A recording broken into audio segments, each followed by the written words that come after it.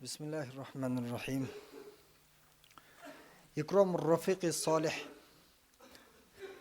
Takva en жақсы dostordu сыйлоо, урматтоо туурасында.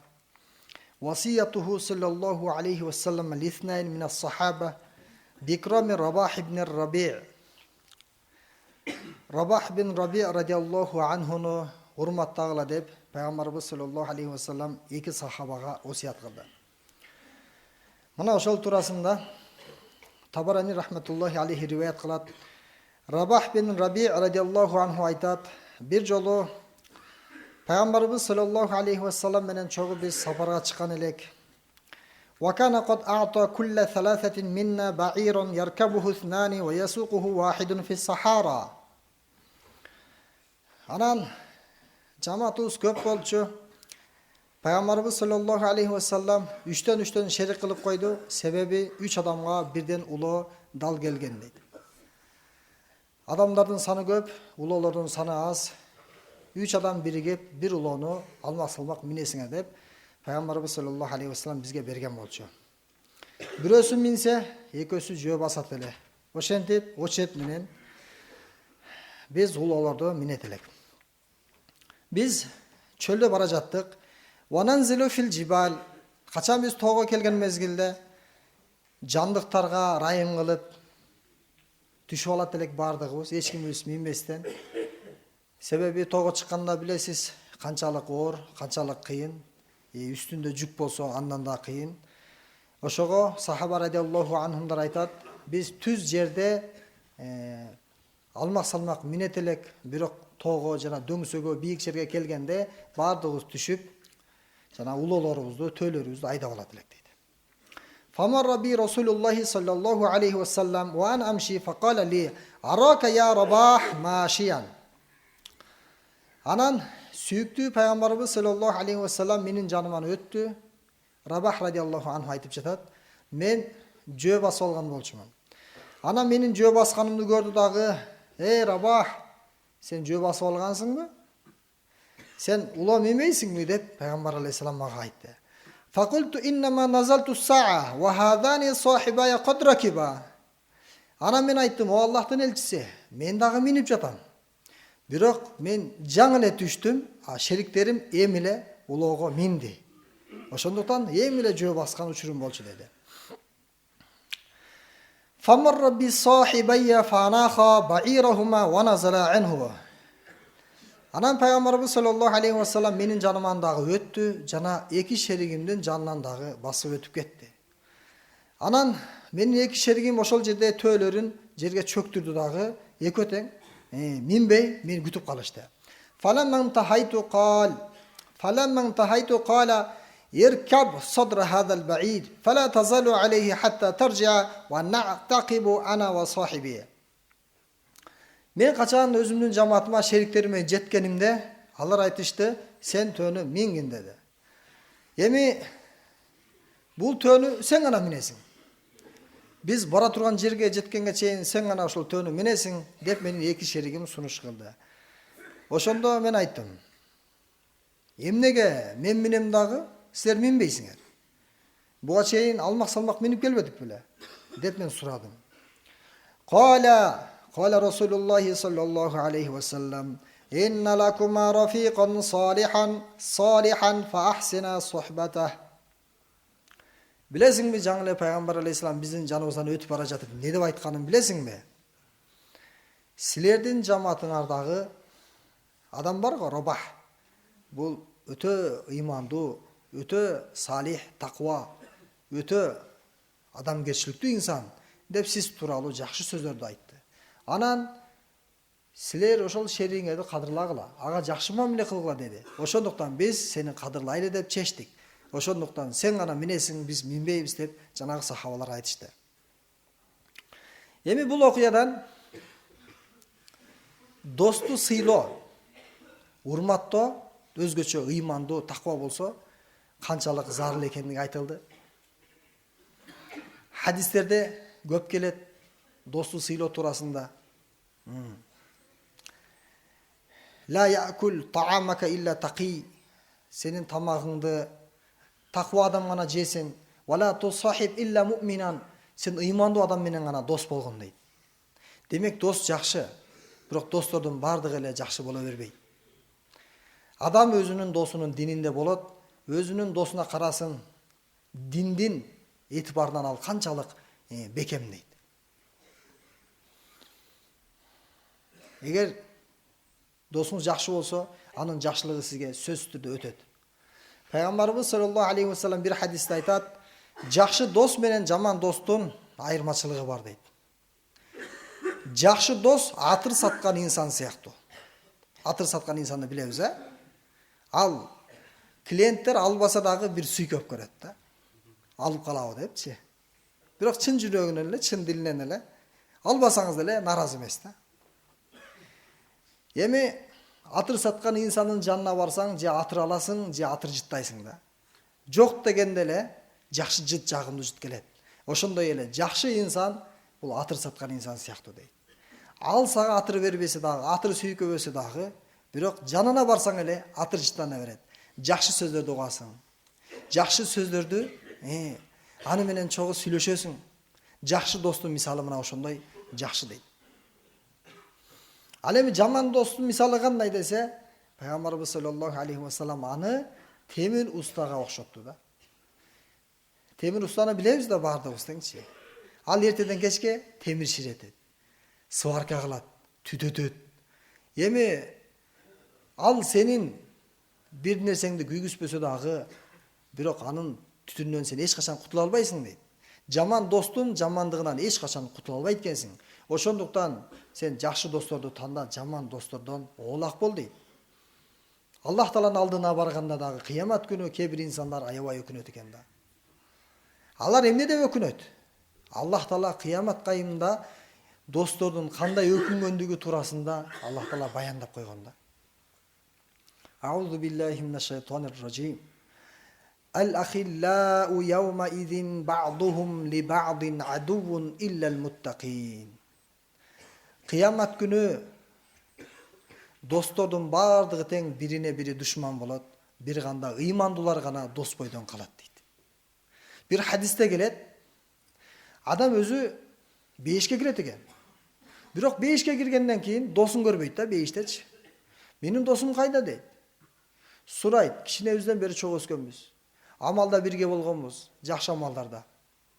Бири-бирибиз менен аябай мамилебиз жакшы болчу. Ошол досумду көрбөй жатам десе, сенин досуңдун күнөөсү көп болуп тозокко түштү деген кабар келет да. Ошондо баягы инсанга жүрөгүндө ушундай бир сезим болот, менин досум дагы мени менен чогуу болгондо депчи. Алла субханаху ва таала эгерде ыймандуу болсо ошол досу тозоктон ал инсанды чыгарып досуна кошот экен да. Бул хадисте келген. Демек, жакшы доско жанашсаң, жакшы болот экен да натыйжасычы. Тозоктон кутулуп калсаң жаманбы? Досуңдун берекесиненчи. Ошондуктан жакшы досторду тандайлы. Дагы бир аятта яума я'абду залиму аля ядайх. Өз жанына зулумдук кылгандар дейт. Өңгөлөргө зулумдук кылгандар. Залым аттуулардын бардыгы колдорун чайнайт дейт. Я'абд азуу тиштери менен чайнайт. Жөн эле мынтип тиштеп койбойт. Чайнап колдорун эмнеге чайнайт? Өкүнгөндүктөн чайнайт. Эмне деп өкүнөт алар? Алар кимдер десе, алар достор экен да. Алар айтышат экен. Я лайтани тахазту ма'ар расули сабила. Аттиңай. Алар арман кылат экен да. Мен ушул пайгамбарды укканымда депчи. Пайгамбардын доорундагылар пайгамбарды укканымда деп өкүнөт экен. Ал эми пайгамбардан кийинкилер пайгамбардын дааватын кылган, пайгамбардын чакыруусун кылган, пайгамбардын каалоосун сизге каалаган инсандар. Мындайча айтканда даавачылар экен да. Ушул даавачыларды укпадым деп өкүнөт экен да кыямат күнүчү. Эмнеге алар өкүнөт? Себеби пайгамбар алейхисаламдан кийин пайгамбар келбейт да. А бул аятта айтылып жатпайбы? Пайгамбарды дос кылбаптырмын депчи. Дааватчыларды дос кылбаптырмын дейт экен да. Себеби Аллах Таала Мухаммад саллаллаху алейхи ва салламдын үммөтүнө пайгамбарлык бербесе дагы пайгамбарлык ишти берген да. Пайгамбарлык эшик жабылса дагы пайгамбарлык иш жабылган эмес. Кыямат кайымга чейин пайгамбар алейхисаламдын иши ушул уланып турат. Үзгүлтүксүз. Эми кыскасы жакшылыкка чакыргандарды дос кылбаптырмын, ошолорду угуп мешитке барып койбой, Алланын жолуна чыгып койбой, ошолор менен чогуу жүргөндө мен мынчалык өкүнбөйт элем. Канча зулумдукту кылдым өз жаныма деп аябай өкүнөт экен да. Я лайтани, ал ушундай өкүнүч, бул арман кайтып келбей турган өкүнүч да. Бир болот өкүнүч үмүт менен да. Зайд келип калганда, Умар келип калганда, ушул ишин бүтүп калганда өкүнүп атат. Бирок тараджи, үмүт бар да өкүнүчүндөчү. Ал эми кээ бир өкүнүчтөр бар. Алар эч качан орундалбайт да. Лайта шабабу яуду. Картайып чал болгондо, жаштык кайтып келгенде мен башкача жашайт элем. Бул арман кайтып келбейт. Жаштык кайра кайтып келбейт. Кабырга кирдиңиз. Роббиржиун. Кабырга киргенде инсан эмне деп өкүнөт? Я Алла, мени кайра кайтар дейт. Мени бул дүйнөгө кайра кайтар деп өкүнөт, бирок ал өкүнүч пайда бербейт да. Кыямат күнү капырлар я лайтани кунту тураба. Мен топурак болгонумда деп өкүнөт. Бирок топурак болбойт, ал адам болуп эле же тозокко кирет, же бейишке кирет да. Эми кыямат күнү залымдар колдорун чайнап пайгамбарды укпаптырмын, пайгамбардын жолун жолдогондорду укпаптырмын деп аябай өкүнөт экен да. Я вайлата, өкүнүч болсун мага. Өзүмдөн бардык нерсе. Я вайлата, лайтани ламаттахиз фуланан холила. Паланча досумду мен бекер эле дос кылган экенмин ошону. Бекер эле эргешкен экенмин ошону. Ошонун жанында бекер эле отурган экенмин. Ошо менен бекер тамак жеген экенмин. Досуна өкүнөт экен, залым досуначы. Кээ бир достор бар. Жамандыкты үйрөтүп коет, өзү жамандыктан кайра тыйылат да. İçimdikti içet da. Bir günü bolsa bir günü özü toktatup koyot. Al эми dosun bolsa ошол ичкиликке салып коет. Бечара досу ичкиликтен башы чыкпайт да. Ошол досуна кыямат күнү өкүнөт экен да. Же кандайдыр бир жамандыкка тарткан болсо, кыямат күнү ушунчалык өкүнөткөн. Ламаттахиз фуланан халила. Ушуну дос кылбай эле койгондо деп өкүнөт экен да. Биз да ошентип өкүнүп калбайлы. Бул аяттан жакшы дос, жаман дос туурасында айтылып жатат. Laqad adallani ani zikri ba'da iz ja'ani. Bul meni hakikattan azgırdı deydi da. Men uşul hakikatты düşündüm ele, din menen jaşayım desem bolboy. Firavun boluşunda kim sebep bolgon? Dosu sebep bolgon da. Haman.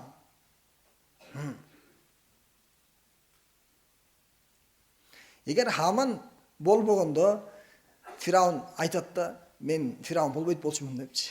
Kıyamat günü adamlar özlerinin dostların günöleydi eken da. Epte öyle özünün günösün başkaga türtkön hareket kılat eken da. Emin dosuna bardığı türtöt eken. Eğer dostu dindүү bolbosaçı. Yubassarunahum yawaddul mujrimu law yaftadi min azabi yawmi idin bibanih. Günökörler kıyamet günü büt bala çakasın tozoko salıp durup özü tozoktan kutuluunu kaalayt deydi. Wa sahibatihi wa ahi. Ayalındağı, bir tuğanlarındağı. Wa fasilatihi allati tu'vi. Böpöstep çoğaytkan narisde baldarındağı tozoko salıp durup. Wa men fil ardi jami'an summa yunji. Yer betinde büt adamlar tozoko girse, men kutulsam deydi eken. Her bir insan ökünöt eken zalimlarçı. Şu dosum girse, men girmeye kalsam. Günölöp daha göröt eken. Sen kıldın deydi eken. Ve izzetehâccûne finnâr. Tozokta talaşıp tartışıp birbirin betin tıtıp aymaşat eken. Ve izzetehâccûne finnâr. Badığı tozoktun içinde. Bakırıp çakırıp atkan, kıykırıp atkan, azaptın türlörü. Feyekulu du'afâ'u lillezîne istekbarû. Anan alsızlar aytat eken. Bayağı şef, sen meni azgırgansın. Sen bolbogondo men mындай жолго барбайт элем. Sen ушул ишти кыл дегениң үчүн мен кылдым. Sen жоопко тартылышың керек дейт экен да. Алсыздар күчтүүлөрдү күнөөлөйт экен да. Inna kunna lakum tab'an. Biz seni ergeçtik ko. Ebi bizdi kutkar deydi ekenler. Anan İnne kullun fiha. Bardığız ile tozuktabızga. Men de ele tozuktobunga çok ele güyöreli dese çok detkinde. Rabbana atihim di'fayni minel azab. Ekese jaza ber deydiken de bu aç. Menin kança kıynal otkanımdı. Ya Allah'ım uşul adam ekese görsün deydiken de. Oşenti adamlar birbirini jakalaydı eken. Ne gerek var bizge oşunday kıyınçılıktан? Ne gerek var oşunday balenin? Oşunday doston kutulbaylı var. Kaçanга чейин өзүбүздү алдайбыз. Дост да эми.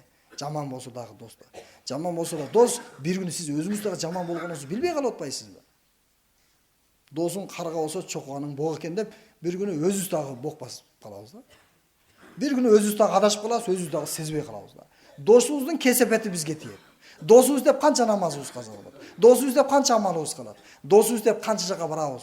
Досубуз деп канча акыретибизди бузабыз. Ошондуктан жакшы досторду өзүбүзгө тандайлы. Жана жаман достордон кутулайлы. Аллах Таала бардыгыбызга ушул чыныгы достордон кылсын, ыймандуу достордон кылсын, жана эки дүйнөдө пайдалуу достордон кылсын. Достошобузбу иншалла? Аллах кабыл кылсын.